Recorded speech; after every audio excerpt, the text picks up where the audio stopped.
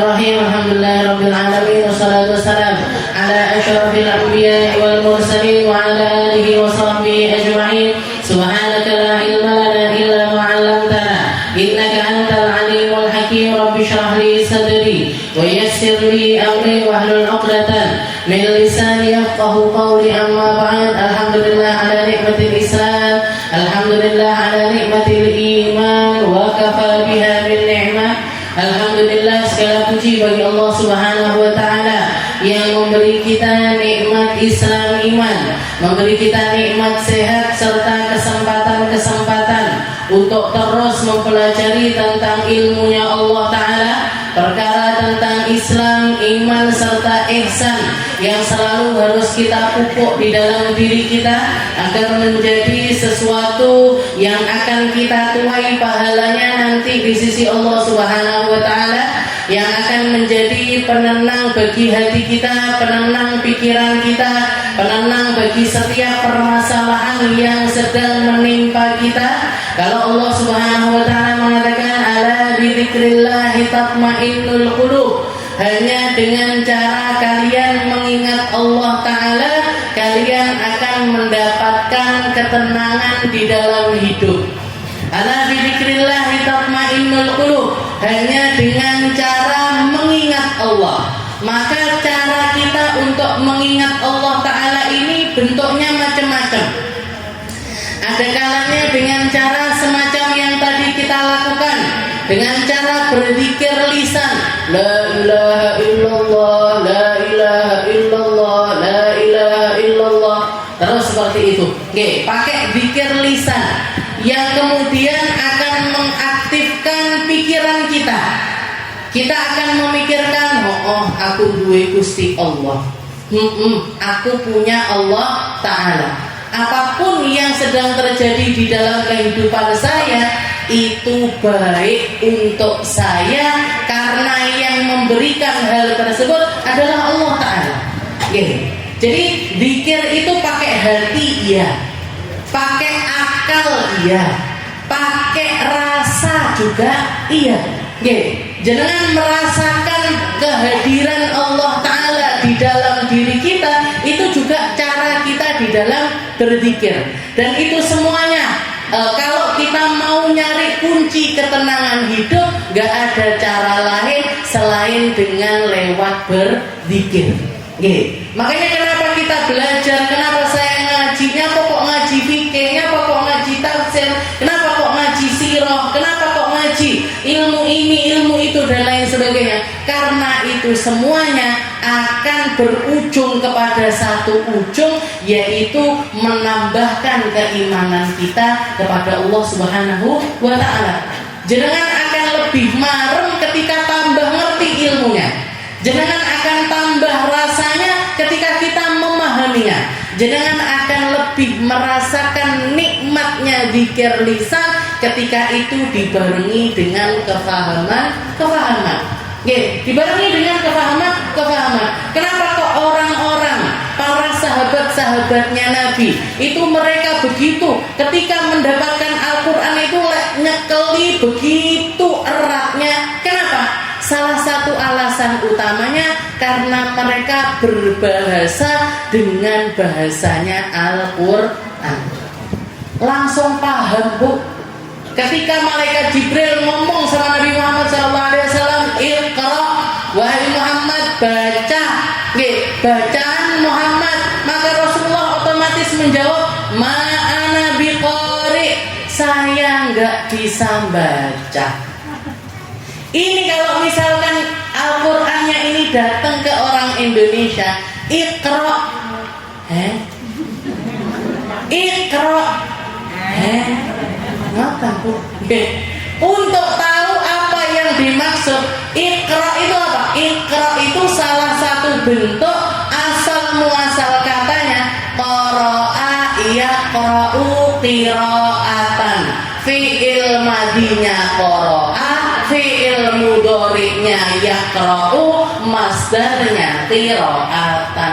Apa kuwi ustazah? Tidak usah jenengan pikir. Tambahmu. Fi'il amrnya apa? Kalimat perintahnya Nggih. Jadi Iqra di sini Allah Taala nyuruh pakai kalimat apa? Pakai kalimat perintah. Yang diperintahkan siapa? Nabi Muhammad sallallahu alaihi wasallam. Ketika beliau tahu kapasitas dirinya, saya ini bukan orang yang bisa baca, bahkan saya juga nggak bisa nulis, maka jawabannya adalah ma'ana biqari, saya nggak bisa baca.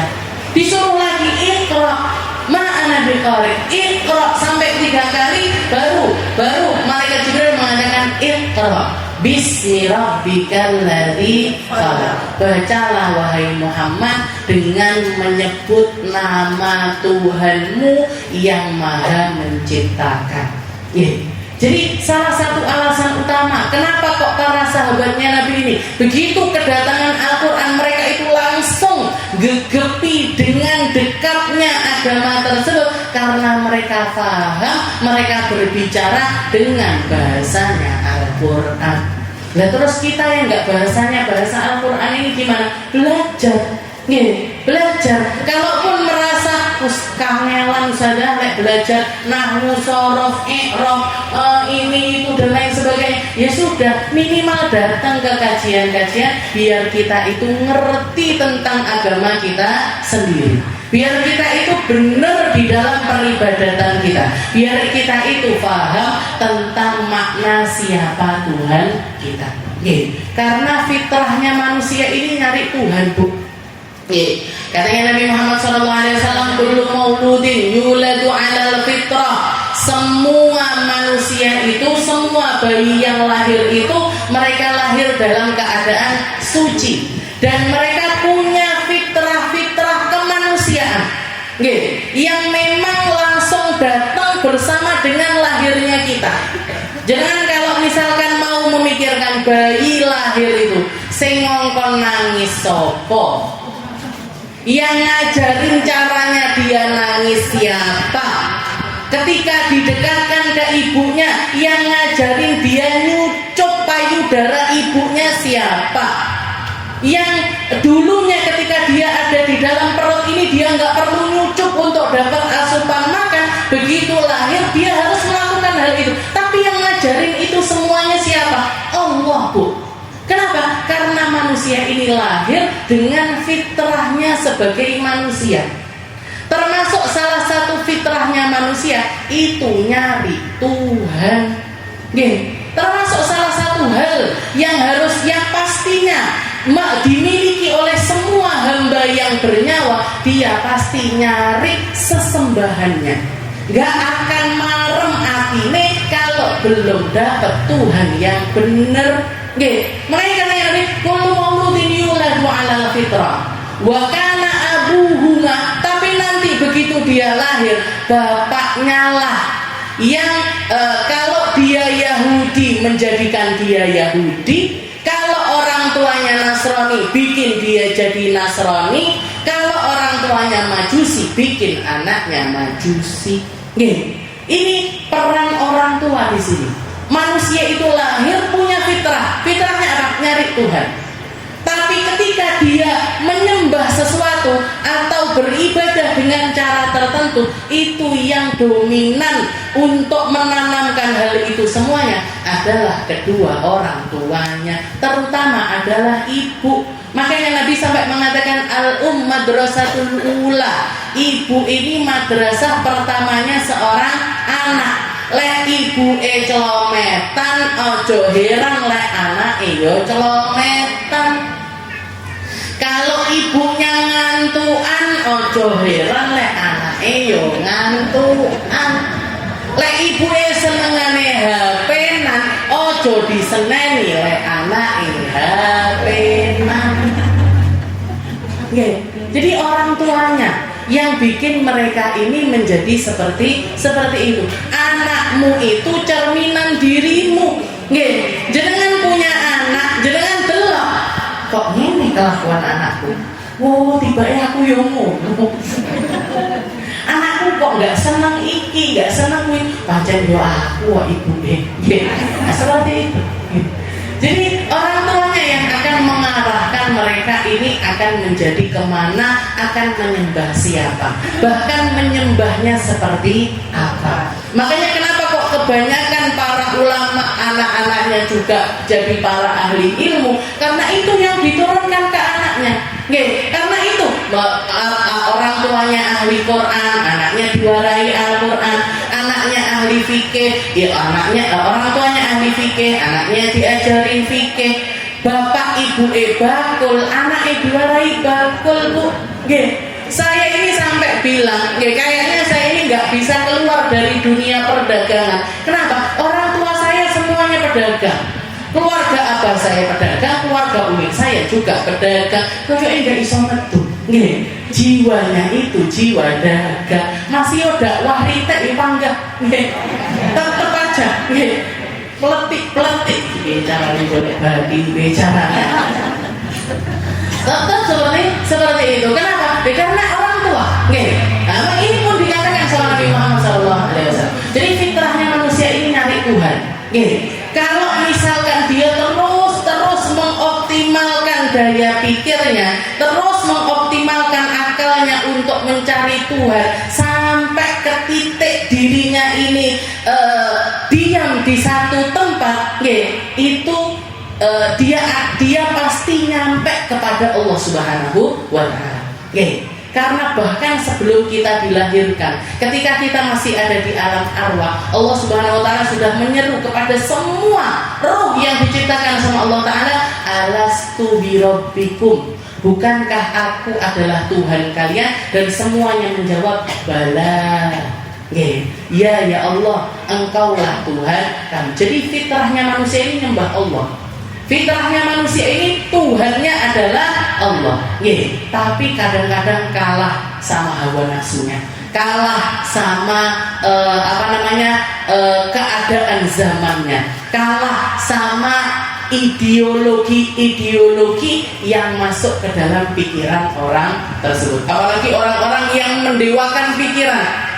Makanya kenapa di sini di dalam kitab Syarah Hadis Jibril karya dari Habib Zain bin Ibrahim bin Samit ini beliau ngasih tata cara runtut kita. Islam itu begini, la ilaha illallah begini, Muhammadur Rasulullah seperti ini dan seperti ini. Setelah itu masuk di dalam tentang akidah 50 dan lain sebagainya. Agar apa sih? Agar cara pola pikirnya manusia ini runtut.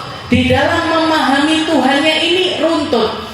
Kalaupun misalkan dia diserang dengan ideologi di luar sana, dia akan tahu perkataannya ulama bukan perkataan dirinya, bukan hasil logikanya, bukan karena hawa nafsunya.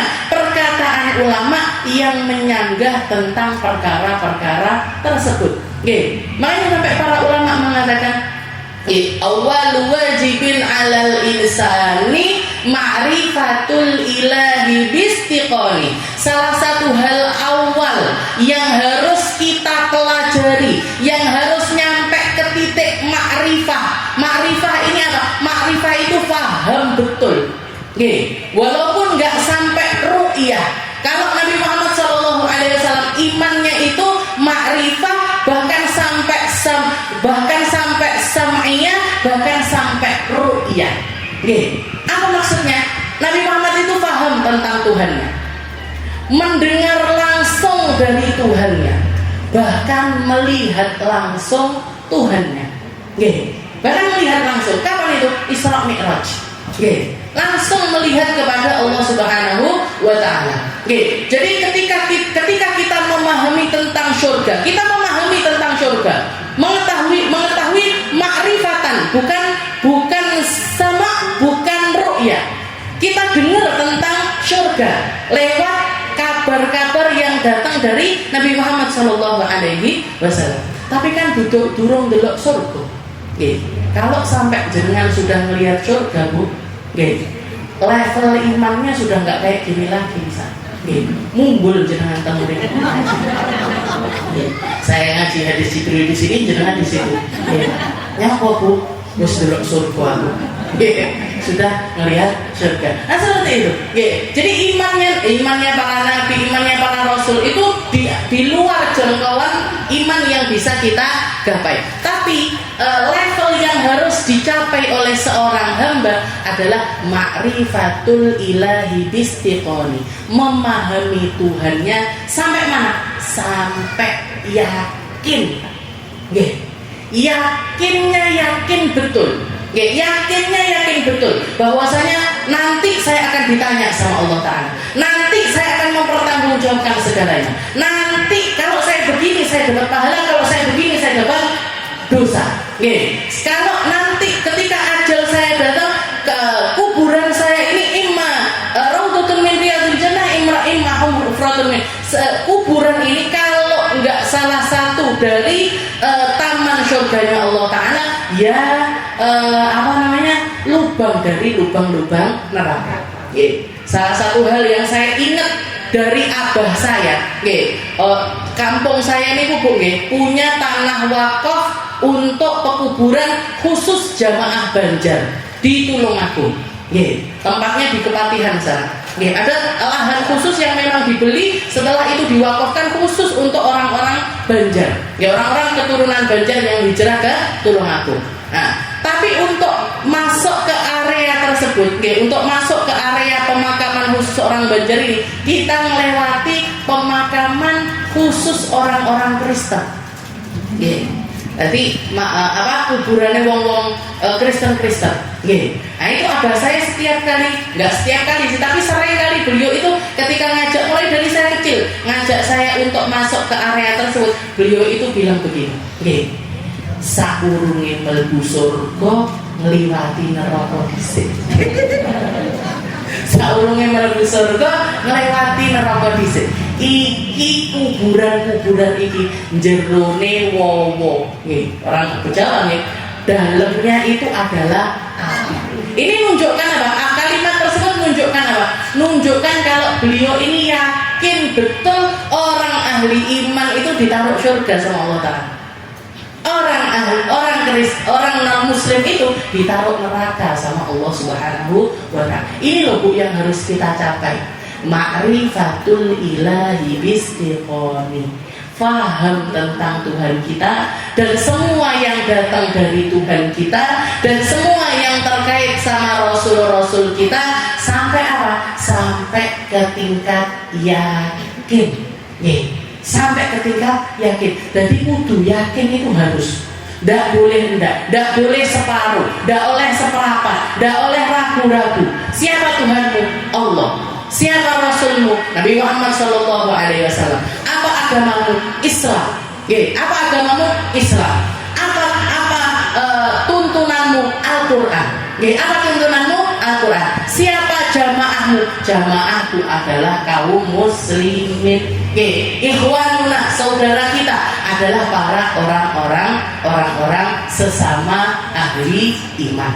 Nah ini yang harus kita dapatkan sampai dapat kliknya. Kliknya hatinya jenengan sampai ke kunci, klik yakin aku. Nah kalau belum nyampe itu Bu, kudu diusahakan terus agar mencapai derajat tersebut. Wasilahnya apa? Belajar. Wasilahnya apa? Ngaji. Kudu ngaji. Salah satu wasilah terbesar kita adalah dengan mempelajari tentang sifat-sifat Allah yang kita kenal dengan 20 sifat. Dengan 20 sifat. Kita sampai kepada pasal yang mengatakan di sini nafsiyah wahidah. Wasifatul wajibah tanqasimu ila arba'ati aqsam. Nafsiyah, salbiyah, ma'ani, wa ma'nawiyah. Jadi seperti yang kita pelajari di minggu lalu. Jadi sifat-sifat ketuhanan dan juga sifat-sifat kerasulan. Itu kalau digabung yang wajib untuk kita pelajari adalah 50 sifat. Jadi kalau dikatakan sifat wajib Allah 20, sifat mustahil Allah 20, sifat jaiz Allah 1, berarti 41. Setelah itu yang 9 apa? Yang 9 4 sifat wajib Rasul, 4 sifat mustahilnya Rasul, 1 sifat jaiznya Rasul. 9. Jadi 50 sifat ini adalah ilmu wajib. Ilmu wajib untuk kita, bukan atas Allah. Ada selentingan orang, ini celometannya manusia. Ketika diajarin sifat wajib Allah, sifat mustahil Allah, istilahnya ngomong gini, siapa kamu kok memberikan kewajiban kepada Allah? Sifat 20 itu bukan sifat wajibnya Allah, bukan sifat kewajiban untuk Allah, bukan, Bu. Tapi sifat-sifat yang wajib kita yakini tentang zatnya Allah Ta'ala. Duduk wajibnya Gusti Allah. Kalau sifatnya Allah Ta'ala gak ada batasannya. Bahkan kita kenal yang namanya Asmaul Husna. Walillahil asmaul husna fad'uhu biha. Allah Ta'ala itu punya nama-nama indah. Kalau berdoa pakailah nama-nama Allah. Berapa, Bu, asmaul husna itu? 99. Semuanya adalah nama plus sifatnya Allah. Saya punya Tuhan yang sifatnya Rahman. Saya punya Tuhan yang sifatnya Rahim. Saya punya Tuhan yang sifatnya Malik. Saya punya Tuhan yang sifatnya Kudus. Saya punya Tuhan yang sifatnya Ghaffar. Saya punya Tuhan sifatnya Tawwab. Saya punya Tuhan macam-macam. Dzul Jalali wal Ikram, Sobur sampai ke Sobur 99. Jadi kalau kita ngomongin sifatnya Allah Ta'ala, banyak, Bu, tidak terbilang. Tapi kenapa kok ada namanya sifat wajibnya Allah? Itu adalah 20 sifat yang wajibnya untuk hamba memahami tentang kriteria Allah Ta'ala. Jadi Tuhanku ini seperti ini loh, punya sifat-sifat. Dan yang namanya sifat 20 itu untuk membatasi kita, bukan untuk membatasi Allah. Membatasi kita ini gimana? Manusia itu punya limit di dalam segala sesuatu, punya daya takut, punya takaran di atas segala sesuatu. Sedangkan Allah Ta'ala nggak butuh itu, Bu. Saya sekarang misalkan jangan duduk di majelis Khadijatul Kubro, mulai dari 8:30, jalan 9:30, 10:30, niki lek kula tutup nih sampai 11:30. Pripun jenengan?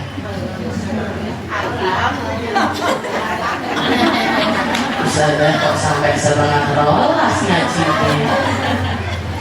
Berusaha metu siji. Kenapa? Limitnya jenengan, Bu. Limitnya jenengan, limitnya kita, limitnya yang ngomong sama limitnya yang mendengarkan. Niki kalau saya teruskan sampai 11:30, saya jenengan terus gak karu-karuan pikiran. Terus nanti saya di mana? Saya sudah apa? Uang yang kerucuk-kerucuk, motornya ngantuk, segala macam yang diserang kepala, telinga, bermata berkunang-kunang, sikil kesemutan, semuanya. Manusia ini punya limit, perut kalau tidak diisi, berkala, jangan ketemu pagi sarapan, besok ketemu pagi lagi sarapan lagi, besoknya lagi ketemu pagi lagi sarapan lagi. Ini menunjukkan kalau perut kita ini punya limitnya untuk mentoleransi rasa lapar. Di tenggorokan kita punya limitnya untuk mentoleransi rasa haus. Mata kita punya limitnya untuk mentoleransi rasa kantuk. Maka ilmu pun demikian. Allah Ta'ala itu sifatnya luas, lebih luas daripada samudra, lebih luas daripada alam semesta, lebih luas dibandingkan apapun juga. Tapi ilmunya manusia itu terbatas.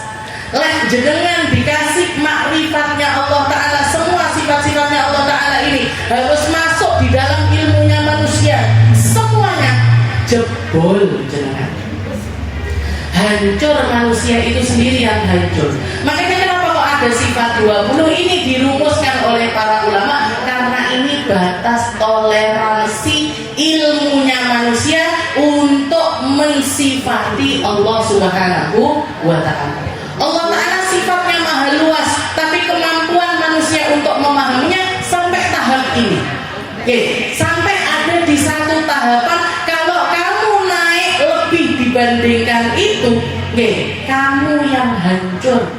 Oke, makanya kenapa kok ada orang keblinger? Kenapa orang memilih untuk tersesat? Kenapa orang ada model beribadahnya ini begitu dan ini sebagainya? Kenapa? Karena dia kalau tidak terlalu bodoh, ya terlalu keblinger dengan ilmunya. Terlalu bodoh ya, nggak sinau blas. Sehingga hidupnya nggak ada arahnya, nggak ada yang mengarahkan. Nggak ada yang mengarahkan, sehingga dia akan jatuh ke dalam jurang kebodohan, tidak akan bisa ngapa-ngapain, gelap hidupnya. Orang ini kalau terlalu bodoh gelap, terlalu tinggi juga gelap, Bu. Makanya para ulama bahkan sampai mengatakan, untuk orang awam macam kita belajar ilmu tauhid itu sifat 20 aja sudah cukup. Sifat 20 sudah cukup. Jangan nambahi belajar Asmaul Husna, lebih bagus lagi. Tapi jangan sampai membiarkan pikiran kita ini liar. Liar untuk memikirkan tentang Allah Ta'ala, tentang sifatnya Allah Ta'ala, tentang zatnya Allah Ta'ala di luar batas kemampuanmu. Kenapa? Akidahmu yang hancur. Kamu yang hancur ketika memaksakan untuk menerobos batasan tersebut. Jadi sebenarnya sifat 20 itu untuk membatasi kita, bukan untuk membatasi Allah Subhanahu wa ta'ala. Setelah itu fungsinya lagi, kenapa kok kita belajar sifat 20? Yang kedua adalah agar kita mawas diri, agar kita berhati-hati dengan berbagai macam kelompok-kelompok kesesatan. Saya kasih beberapa contoh kelompok sesat nih, Bu. Di zaman ini ataupun di zaman dulu sudah ada. Ada kelompok namanya Mujassimah. Mujassimah ini apa? Mereka bertuhan dengan Allah Ta'ala, mereka menyembah Allah Ta'ala, akan tetapi membuat Allah Ta'ala ini punya bentuk. Jadi seakan-akan Allah Ta'ala ini punya tangan seperti kita punya tangan, punya kaki kayak kita punya kaki. Kalau melihat pakai mata seperti kita punya mata. Nah, ini karena keblinger dengan ayat-ayat mutasyabihat. Seperti yang dikatakan sama Allah Ta'ala, Allah Ta'ala itu menurunkan Al-Quran, minhu ayatun muhkamah wa ukharu mutasyabihat. Di dalam Al-Quran itu ada dua jenis ayat. Ada jenis ayat hukum, ada jenis ayat mutasyabihat. Ayat mutasyabihat ini bagaimana? Ayat mutasyabihat itu kadang-kadang Allah Ta'ala mensifatkan dirinya kayak sifatnya manusia. Ketika Allah Ta'ala mengatakan kepada Nabi Muhammad SAW, fa innaka bi ayunina, katanya Allah Ta'ala, wahai Muhammad, kamu itu ada di depan mataku. Kamu itu wahai Muhammad ada di depan mataku. Nah, ini kalau orang-orang yang kata minhu ayatul muhkamat wa ukhra mutasyabih fa ammal ladzina fi qulubihim zaygun fayattabi'una ma tashabaha minhu ibtigha'a al-fitnah wa ibtigha'a ta'wili. Katanya Allah Ta'ala, orang-orang yang di dalam hatinya itu ada sifat nyeleweng. Mereka-mereka yang di dalam dirinya ini ada kesesatan, mereka akan menggunakan ayat-ayat tersebut untuk ibtigha al-fitnah, untuk menghadirkan fitnah di tengah umat, sekaligus juga mentakwilkannya sakarpe dhewe. Fa amal ladzina fi qulubihim zaygun fayattabi'una ma tashabaha minhu ibtigha al-fitnah wa ibtigha ta'wil. Wa ma ya'lamu ta'wilahu illallah. Padahal yang ngerti takwilannya ayat itu hanya Allah. Warasikhuna fil ilm, dan orang-orang yang hatinya itu rasih, keimanannya itu nancep di dalam dirinya, mereka akan memilih untuk mengatakan aman nabi, saya beriman kepada Allah. Makanya di dalam ayat mutasyabihat itu dua caranya kita memahami, Bu. Yang pertama adalah tafwid. Tafwid ini apa? Menyerahkan ayat itu kepada Allah. Allah Ta'ala mengatakan fa innaka bi a'yunina, wahai Muhammad, kamu ada di depan mataku. Maka cara kita untuk menyerahkannya kepada Allah Ta'ala bagaimana? Allah Ta'ala melihat Nabi Muhammad SAW dengan caranya Allah, tanpa ada kesamaan dengan makhluk sama sekali. Caranya melihat gimana? Yang tahu cuma Allah. Yang memahami caranya siapa? Cuman Allah Ta'ala. Nah, ini namanya kita limpahkan semuanya kepada Allah. Kita kembalikan semuanya kepada Allah. Nah, ada yang menggunakan metode yang kedua, namanya takwil. Takwil ini apa? Mentakwilkan ayat tersebut dengan makna yang lain. Allah Ta'ala mengatakan fa innaka bi a'yunina, wahai Muhammad, kamu ada di depan mataku. Maka maksudnya atau maknanya adalah Allah Ta'ala memperhatikannya dengan perhatian yang lebih dibandingkan perhatian yang lainnya. Jadi yang dimaksud dengan Allah Ta'ala melihat dengan mata adalah Allah Ta'ala memperhatikan Nabi Muhammad SAW. Ditakwili, Bu. Jadi yang pertama dikembalikan tafwid, dikembalikan semuanya langsung kepada Allah Ta'ala, atau dengan cara takwil ini tadi. Karena kalau membaca ayat ini, kadang orang berhenti di Allah, kadang orang berhenti di warasikhuna fil ilm. Wa ma ya'lamu ta'wilahu illallah warasikhuna fil ilm. Yang tahu tentang takwilnya hanya Allah dan juga orang-orang yang ilmunya ini nancep. Berarti Allah dan orang-orang yang ilmunya nancep ini bisa mentakwilkan ayat-ayat tersebut. Tapi ada yang berhenti di Allah saja. Wa ma ya'lamu ta'wilahu illallah. Yang ngerti tentang takwilannya cuman Allah. Sikapnya orang-orang yang ilmunya itu nancep, mereka mengatakan aman nabi. Kullu min indi rabbina. Nah, seperti itu. Jadi ada kelompok sesat namanya Mujassimah.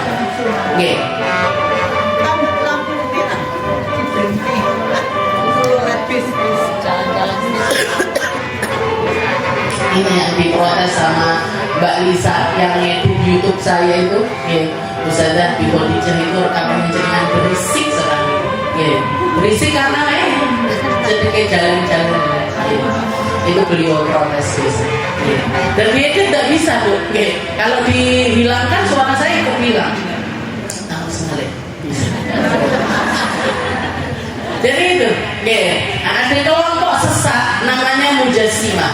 Jangan kalau melihat di zaman sekarang pada sudah ada banyak.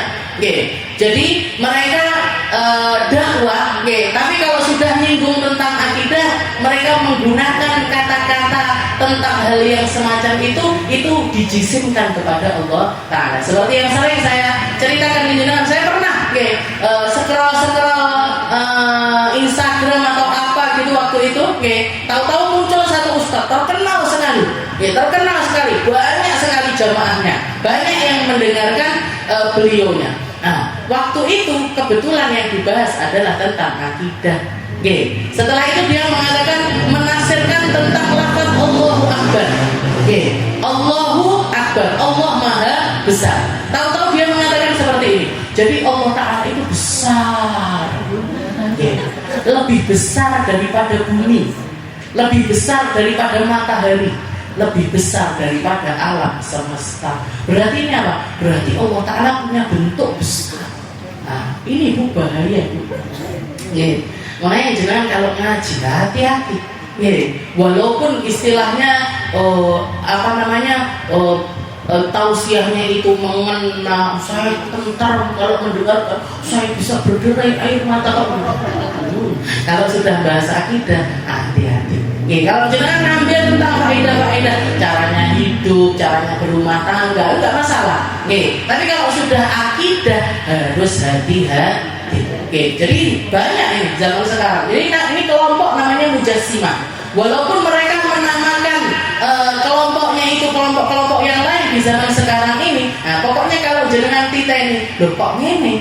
Kok Gusti Allah dibentukkan begini? Kok Gusti Allah dibentukkan begini? Nah, ini sesat. Gitu.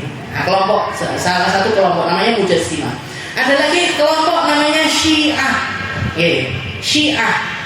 Syiah ini bagaimana? Nah, Syiah itu paling kentaranya mereka adalah para pemuja Imam 12. Jadi mereka menganggap setelah Nabi Muhammad SAW itu masih ada imam-imam yang lain yang maksum. Maksum ini apa? Maksum itu terjaga seperti terjaganya para nabi, para rasul, nggak pernah berbuat dosa, nggak pernah salah. Jadi semua yang keluar dari mereka adalah jadi hukum. Nah, kalau kita ahlu sunnah wal jamaah itu berhenti di Nabi Muhammad SAW. Sayyidina Abu Bakar, Sayyidina Umar, Sayyidina Uthman, Sayyidina Ali, kita tahu mereka adalah orang-orang mulia. Para sahabat-sahabatnya Nabi, istri-istrinya Nabi, istri-istri, semuanya adalah orang-orang mulia. Semuanya adalah hamba-hamba Allah Ta'ala yang paling pintar di dalam menangani kehidupan. Tapi mereka tidak maksum. Tapi mereka tidak terjaga dari dosa. Iso salah, bisa salah. Nah, ini kalau orang Syiah, mereka setelah Nabi Muhammad SAW itu masih ada imam-imam yang lainnya. Termasuk diantaranya Sayyidina Ali bin Abi Thalib. Setelah itu putranya Ali Zainal Abidin. Setelah itu Muhammad Al-Baqir. Setelah itu, jadi masih ada 12 imam yang lainnya. Nah, terus setelah itu juga yang paling kentara, mereka membenci sebagian dari sahabat-sahabatnya Nabi. Para sahabat Nabi itu memang bukan maksum, bukan orang yang terjaga dari seluruh dosa. Tapi mereka adalah orang-orang yang radhiyallahu anhum wa radu an. Allah Ta'ala mengatakan walladzina kharaju min diyarihim. Orang-orang yang keluar dari Mekah membersamai Nabi Muhammad SAW di dalam hijrahnya, meninggalkan semua hartanya. Itu kelompok satu. Setelah itu kelompok dua, Nabi Muhammad mengatakan walladzina tabawwa'ud dar. Mereka-mereka yang menyediakan tempat kembali untuk orang-orang muhajir tersebut, menyediakan tempat fasilitas. Nah, yang kita kenal dengan sahabat-sahabat Ansar. Katanya Allah Ta'ala apa? Radhiyallahu anhum wa radu an. Allah Ta'ala ridho sama mereka karena keridhaan mereka untuk menerima setiap hal yang datang dari Allah Ta'ala. Jadi kapasitasnya apa? Kalau di dalam ilmu mustalah mereka disebutnya adalah qaumun adulun, orang-orang yang adil, terbebas dari dosa besar, terbebas dari dosa kecil-kecil. Jadi terbebas dari dosa besar, para sahabatnya Nabi ini terbebas dari dosa besar, mereka juga terbebas dari dosa-dosa kecil. Sehingga apa? Sehingga siapapun dari para sahabatnya Nabi yang meriwayatkan hadisnya Nabi harus kita terima kalau jalurnya itu sahih. Nah, jadi mereka memang bukan para nabi, tapi mereka orang-orang mulia di atas kita semua. Nek awake dhewe iki sapa? Awake dhewe iki wong-wong yang cukup mengikuti jalan hidup mereka. Jangan lihat Bu, di dalam kehidupan kita berapa banyak dosa besar yang kita lakukan, berapa banyak dosa kecil, cilik, tapi terus lagi cilik, tapi terus-terusan ngeremehin sholat, ngeremehin ulama, ngeremehin sesuatu sunnah-sunnahnya Nabi yang kecil-kecil. Itu dosa kecil itu. Mangan hap pakai tangan kanan, pakai tangan kiri. Bu, jadi harus ngaji kok nggak pakai tangan kanan? Alah, bodoh aja. Gusti Allah ngekei tangan loro kan boleh hal. Ini namanya apa? Ngeremehin hal-hal yang datang dari Nabi Muhammad. Dan berapa banyak itu yang kita lakukan. Jadi kalau kita ini orang yang terseok-seok di dalam jalannya Allah Ta'ala, tapi berusaha untuk selalu bangkit. Minimal itu apa? Minimal kalaupun kita nggak bersih sekali, Kita itu kotor, mandi lagi, kotor, mandi lagi, kotor, mandi lagi. Nah ini kita. Makanya ngajinya kudu terus, sinaune kudu terus, bangkitnya harus terus, tobatnya harus terus, dongone kudu terus. Kalau ada orang ngomong, kok ndak waleh kok kagak mau coba saudan, ayo berselosok. Boten, oh saya lo pengennya sampai mati bisa baca bahasa udan. Kenapa toh? Kok khataman Quran terus nggak wali-wali? Enggak. Wong saya ini kalau nggak bisa. Dan itu kalau hal yang semacam ini kalau di hidupnya para sahabatnya Nabi itu bagian dari hidup mereka. Itu bagian dari kehidupan mereka. Jadi seperti itu. Nah, cara pandangnya Ahlus Sunnah wal Jamaah. Para nabi, para rasul adalah manusia paling suci. Para sahabatnya Nabi, baik yang laki maupun yang perempuan, mereka adalah orang-orang yang adil semuanya. Ya, orang-orang yang terbebas dari dosa besar, tidak melakukan dosa-dosa kecil. Nah, yang setelah itu, yang setelah mereka itu bisa salah, bisa benar. Jadi nggak wajib mengimami 12 imam seperti apa yang diyakini oleh kaum Syiah. Sekarang itu Syiah merajalela, Bu. Di internet saya ngelihatnya aktivitas-aktivitasnya mereka, kumpulan-kumpulan mereka udah nggak malu-malu lagi. Ini Muharram ini bulannya mereka biasanya. Banyak perayaan yang mereka lakukan di bulan Muharram. Kalau Ahlus Sunnah wal Jamaah identiknya Muharram ngapain? Yatiman, yatiman, nanti baca doa Asyura, nanti baca doa awal tahun, doa akhir tahun, dan lain sebagainya. Nah ini identitasnya orang-orang Ahlus Sunnah wal Jamaah. Gak ada kesedihan yang mereka lakukan. Kalau orang-orang Syiah ngapain? Mereka selama bulan Muharram sibuk bersedih, nepuk-nepuk dada, nepuk-nepuk kepala. Bahkan kalau di Iran sana sampai pakai pedang. Yang paling banyak darah muncul itu kayak bagi mereka itu kayak pahalanya paling gede. Kenapa kok mereka seperti itu? Karena memang di bulan Muharram ini terjadi insiden yang namanya perang Karbala. Perang Karbala itu di mana semua anak cucunya Nabi Muhammad itu dibantai. Dan ke-12 imam yang mereka yakini sebagai imam tertinggi itu semuanya datang dari ahlul baitnya Nabi, anak cucunya Nabi Muhammad Shallallahu Alaihi Wasallam. Ahlus Sunnah wal Jamaah cinta sama keluarganya Nabi, tapi tidak membenci sahabatnya Nabi. Lek wong Syiah, kalau orang Syiah mereka mengaku cinta kepada anak cucunya Nabi, tapi mencaci maki sahabatnya Nabi. Sayyidina Abu Bakar dianggap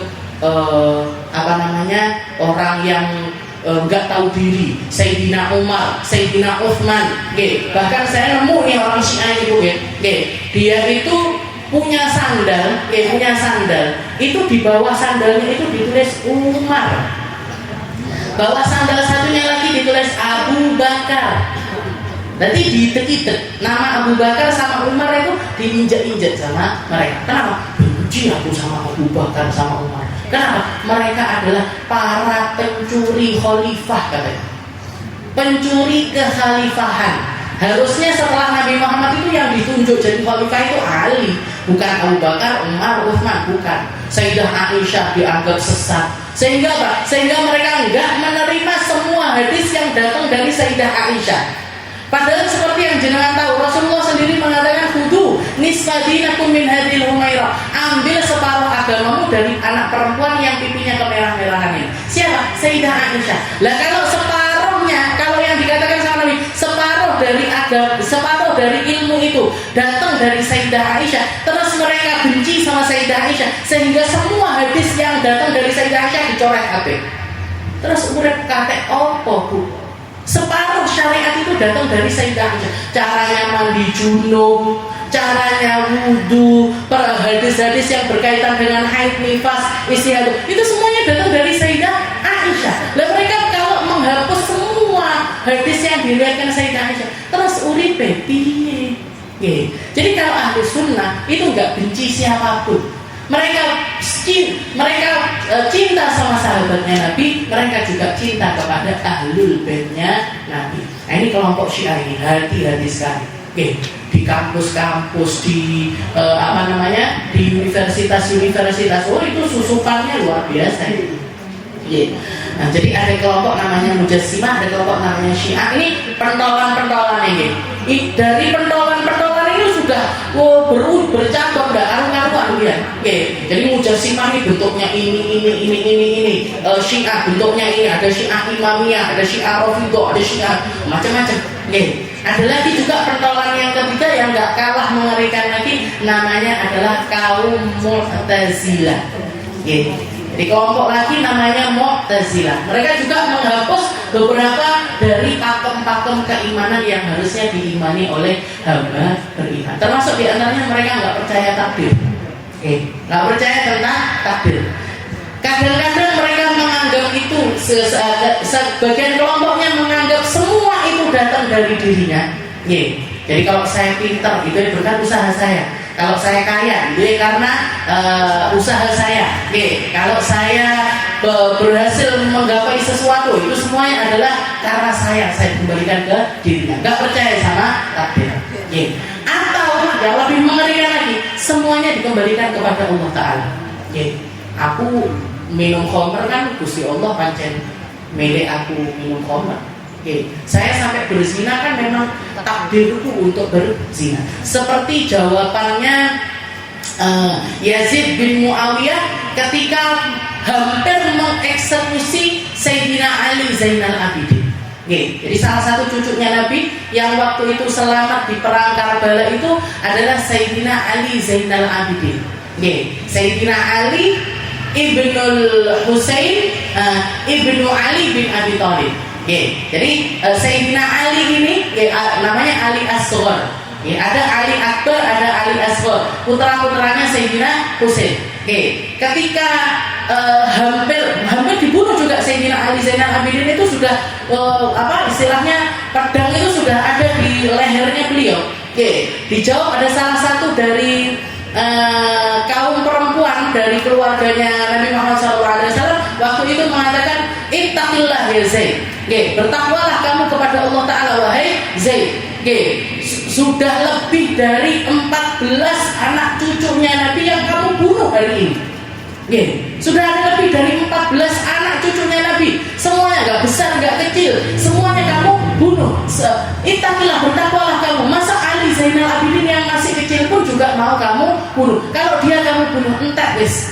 Enek anak turunnya Nabi. Ittaqillah, bertakwalah kamu kepada Allah. Apa jawabannya Yazid waktu itu? Dia mengatakan, lastu ana alladhi qatala, balillahu alladhi yaqtuluhum.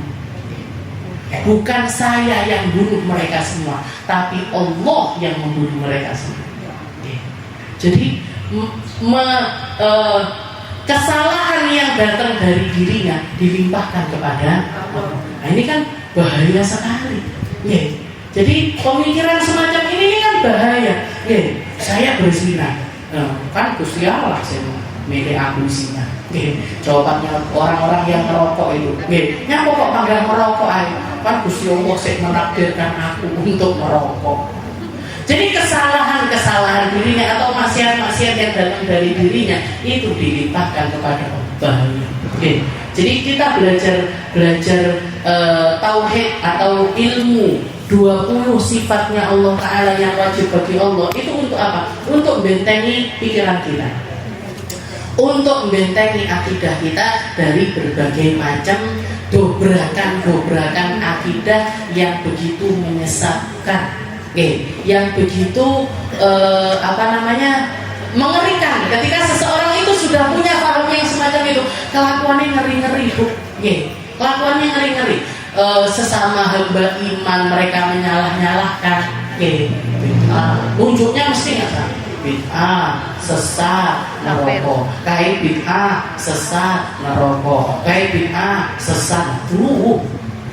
Gampang sekali mengkafirkan orang, gampang sekali nyalahkan orang, gampang sekali nerakain orang. Jangan lihat ulama-ulama Ahlus Sunnah wal Jamaah. Jangan lihat orang-orang yang ilmunya ini sangatnya benar, ngajinya ini benar, mereka nggak akan gampang untuk menyalahkan kelompok lain. Kalaupun mengkritik mereka bukan menghakimi. Oke, kalaupun mengkritik bukan menghakimi, itu sesat, enggak. Oke, tapi yang ini salah, harusnya begini. Yang ini salah, harusnya begini. Yang ini salah, harusnya begini. Nah, jadi bukan mengkotak-kotakkan orang Islam, enggak. Oke, tapi semua orang Islam ini, nah seperti bahkan di dalam pertanyaan kubur itu salah satu hal yang ditanyakan sama Allah Ta'ala kan, waman ikhwanuk, siapa saudaramu ini siapa? Maka jawabannya orang iman, ikhwanul muslimun, saudara kami adalah sesama hamba beriman. Nah, jadi selama mereka ini iman kepada Allah Ta'ala, sholatnya seperti kita, cara ibadahnya semacam kita enggak boleh menganggap mereka ini orang-orang yang istilahnya dikafir-kafirkan, enggak boleh, apalagi di neraka. Wa sifatul wajibat tanqasim ila arba'ati aqsam, nafsiyah, salbiyah, ma'anin, ma'nawiyah. Jadi dari 20 sifat itu nanti dibagi lagi jadi 4. Ada sifat nafsiyah yang ada di dalam dirinya Allah Subhanahu wa Ta'ala. Ada lagi namanya salbiyah, sesuatu yang harus tidak ada, atau istilahnya yang akan menghilangkan semua sifat-sifat yang enggak pas untuk Allah Subhanahu wa Ta'ala. Lalu ada sifat namanya ma'nawiyah. Sifat ma'nawiyah itu kayak Allah Ta'ala mentakdirkan ini, Allah Ta'ala maha mendengar, Allah Ta'ala, nah itu sifatnya namanya ma'nawiyah. Ada lagi ma'anin. Ma'anin itu Allah Ta'ala sebagai pemilik sifat tersebut. Nah, nanti kita preteli sedikit-sedikit. Nah, insya Allah kita lanjutkan di pertemuan selanjutnya. Wallahu a'lam bishawab.